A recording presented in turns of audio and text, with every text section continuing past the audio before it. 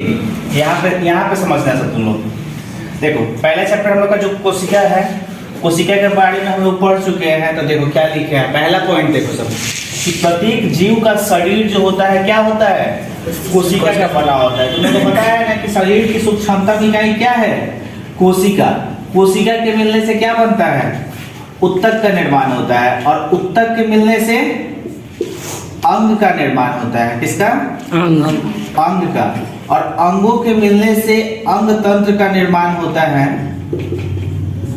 और इन्हीं अंग तंत्रों से एक शरीर की रचना होती है। ठीक है, तो जो सबसे सूक्ष्मतम इकाई है वो क्या है, कोशिका। जैसे हम लोग केमिस्ट्री में पढ़ते हैं ना कि पदार्थ की सूक्ष्मतम इकाई क्या होता है, परमाणु कहते हैं। वैसे ही जो शरीर है हम लोग का छोटा छोटा जो कण है यानी कि कोशिकाओं से मिलकर बना होता है। तो प्रत्येक जीव का शरीर क्या होता है, कोशिका का बना होता है। दूसरा पॉइंट क्या लिखे हैं कि कोशिका को जीवन की आधारभूत संरचनात्मक और क्रियात्मक इकाई माना जाता है। जैसे कि हम लोग देखते हैं कि एक बिल्डिंग को बनाने के लिए, मान लो कि बिल्डिंग का ये दीवार है, इसको बनाने के लिए हम क्या करते हैं, ईंट का प्रयोग करते हैं ना। यानी कि एक एक ईंट मिलकर एक दीवार का निर्माण करता है, और उस दीवार से क्या होता है, पूरा बिल्डिंग। तो इस बिल्डिंग का अगर छड़ गिट्टी बालू सबको छोड़ दे तो सूक्ष्मतम इकाई क्या होगा, ईंटा। यानी कि ईंटा के मिलने से एक दीवार का निर्माण हुआ है, और उस दीवार से क्या हुआ है, पूरा बिल्डिंग तैयार हुआ है, रूम बना है, और रूम के मिलने से पूरा बिल्डिंग बना हुआ है। तो इसी सूक्ष्मतम इकाई को तुम लोग मान लो सब क्या, कोशिका।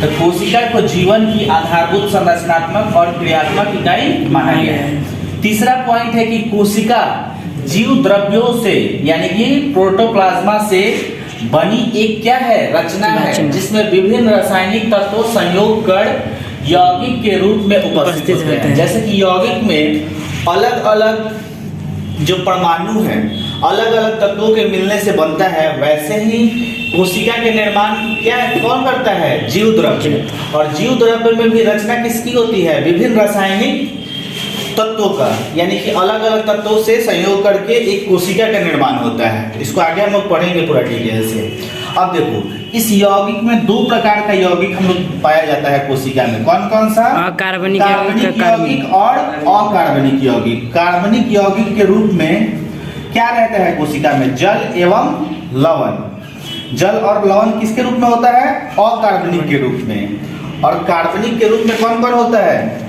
प्रोटीन, वसा, कार्बोहाइड्रेट और न्यूक्लिक अम्ल। ठीक है, अब आओ यहाँ पे कोशिका में यह जीव द्रव्य एक छिद्र युक्त चयनात्मक परागम्य प्लाज्मा झिल्ली से घिरी रहती है, जिसको क्या कहते हैं, कोशिका झिल्ली कहते हैं। ठीक है, एवं इसके बीच में एक केंद्रक होता है।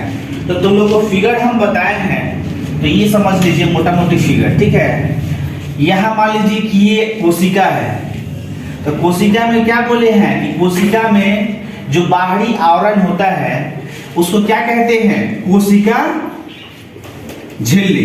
क्या कहते हैं, कोशिका झिल्ली। कोशिका झिल्ली। ये क्या होता है, अर्धपरागम्य होता है। ऐसा नहीं होता कि फुल्ली पैक होता है, इसमें भी छिद्र होता है, जो क्या करता है, आवश्यक जो द्रव्य है जो कोशिका को चाहिए उसको अंदर जाने देता है, और जो आवश्यक नहीं होता है उसको वहीं पे छोड़ लेता है। जैसे देखते हो हम लोग के नाक में जो हवा एयर सांस लेते हैं, तो जो नाक में जो बाल पाया जाता है वो क्या करता है, गंदगी को छानने का काम करता है, फिल्ट्रेशन का। वैसे ही ये करता है, जो उपयोगी पदार्थ है उसको अंदर जाने देता है, और जो हानिकारक है उसको बाहर ही रोक लेता है। और कोशिका के अंदर क्या पाया जाता है, द्रवनुमा यानी कि चिपचिपा द्रव पाया जाता है, जिसको क्या कहते हैं, कोशिका द्रव्य।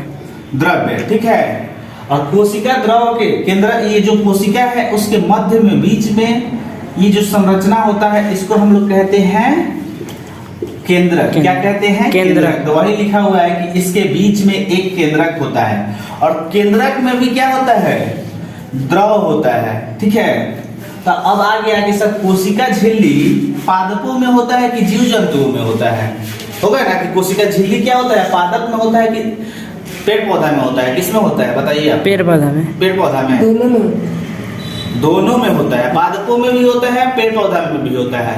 लेकिन क्या होता है कि हम लोग जाते हैं, मान लो कि पॉलिथीन लेके गए चाय की दुकान पे, आप बोले कि इसमें रख दीजिए चाय, ठीक है, तो रख देते। लेकिन ज़्यादा देखेगा कि अगर चाय गर्म है तो क्या करेगा, डबल पॉलिथीन कर देगा। तो जो पेड़ पौधा होता है वो अपना रक्षा नहीं कर सकता है, हम लोग तो कर सकते हैं। इसलिए हम लोग को एक एक पॉलिथीन दिया, क्या कि हम लोग झोड़ा लेके गए थे, ठीक है, तो कहा कि एक ले लीजिए। भगवान बोले कि एक ले लो कोशिका झिल्ली, ऊपर से कोशिका भित्ति तुम खुद से चढ़ा लेना। तो झोला क्या काम करता है, तो हम लोग कपड़ा जो पहनते हैं ये हम लोग का जो शरीर है, कोशिका झिल्ली है, इसको बाहरी आघात से यानी कि ठंडा से, गर्मी से, बरसात से बचाने का काम करता है। उस अनुसार से हम कपड़ा पहन लेते हैं। लेकिन पेड़ पौधा के पास भगवान एक लेयर दे देते हैं, और इसी लेयर को हम लोग क्या कहते हैं, कोशिका भित्ति, ठीक है। तो ये जो बाहरी आवरण होता है, कोशिका के बाहरी आवरण को क्या कहते हैं, कोशिका झिल्ली या कोशिका भित्ति। अब बात आएगा कि कोशिका झिल्ली क्या पेड़ पौधों में पाया जाता है, पाया जाता है। कोशिका झिल्ली दोनों में पाया जाता है, लेकिन कोशिका भित्ति दोनों में नहीं पाया जाता है। तो कोशिका के बाहरी आवरण को क्या कहते हैं, कोशिका झिल्ली। कोशिका के अंदर जो चिपचिपा द्रव पाया जाता है उसको क्या कहते हैं, कोशिका द्रव। कोशिका के बीच में जो होता है उसको क्या कहते हैं, केंद्रक कहते हैं। और केंद्रक में भी द्रव होता है, उसको केंद्रक द्रव बोलते हैं। क्या कहते हैं, केंद्रक द्रव। और केंद्रक के अंदर एक केंद्रक होता है, छोटा बिंदु होता है, जिसको हम लोग क्या कहते हैं, केंद्रिका कहते हैं। बता चुके हैं, ठीक है। चलो इसके आगे देख ले रहे हैं। अब देखो यहाँ पे हेडिंग क्या है, कोशिकाओं का की विविधता। देखो, जीवों की कोशिकाओं के रूप, आकार और संख्या में काफी भिन्नता पाई जाती है। यानी कि अलग अलग जीवों में अलग अलग कोशिकाएं होती है, और इनका आकार और संख्या भी अलग अलग होता है अलग अलग जीवों में। यानी कि यहाँ पॉइंट देखो, सिर्फ लिखे हैं कि कोशिका का जो आकार एवं आकृति उसके कार्यों के अनुसार होता है, यानी कि उनके कार्यों के अनुसार में उसका आकार एवं आकृति होता है। जीवों की कोशिकाओं के रूप, आकार और संख्या में काफी भिन्नता पाई जाती है। अगला जो पॉइंट है हम लोग का वो क्या है, कोशिकाएं अलग अलग आकार की होती है। यह कम से कम कितना होता है, 0.1 माइक्रोमीटर का होता है। जैसे में एग्जाम्पल में दिया हुआ है न्यूमोनिया, यानी कि कम से कम सबसे छोटा ये होता है, और अधिकतम क्या होता है, 170 गुने 135 मिलीमीटर का होता है। जैसे में शुतुरमुर्ग का पॉइंट है वो क्या है, जीवाणुओं की कोशिका 1 माइक्रोमीटर से 10 माइक्रोमीटर व्यास तक ही होती है, ठीक है। किसका, जीवाणुओं का। अगला है तंत्रिका कोशिकाओं का जो आकार 1 मीटर से भी अधिक लंबा हो सकता है। और ये जो तंत्रिका कोशिका है, नीचे देखिए, तंत्रिका कोशिका मनुष्य के शरीर की सबसे बड़ी कोशिका है। तो मनुष्य के शरीर की सबसे बड़ी कोशिका कौन सी है, तंत्रिका कोशिका। और सबसे बड़ी कोशिका किसमें पाया जाता है, शुतुरमुर्ग के अंडे में, ठीक है, लिखा हुआ है ना, शुतुरमुर्ग का अंडा, ये सबसे बड़ी इसमें कोशिका पाया जाता है। आगे यहाँ देखिए, जीव में जो 2 प्रकार की कोशिकाएं पाई जाती है, एक होता है एक कोशिकीय और दूसरा होता है बहुकोशिकीय।